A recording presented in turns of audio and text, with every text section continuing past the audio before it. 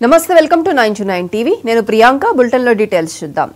ఖోఖో మహిళల ప్రపంచ కప్ విజేతగా భారత్ అవతరించింది తొలిసారిగా ఖోఖో ప్రపంచ కప్ ను కైవసం చేసుకుంది నేపాల్ తో జరిగిన ఫైనల్ మ్యాచ్ లో 78-40 తేడాతో విజయం సాధించింది తొలిసారి జరిగిన ఈ ప్రపంచ కప్ పోటీలో 23 దేశాలు పాల్గొన్నాయి భారత్ జగజ్జేతగా నిలిచింది న్యూఢిల్లీలోని ఇందిరాగాంధీ ఇండోర్ స్టేడియంలో జరిగిన షోడౌన్ క్లాష్ లో నేపాల్ ను ఓడించి భారత్ మహిళల జట్టు తొలి ఖోఖో ప్రపంచ కప్ ను గెలుచుకుంది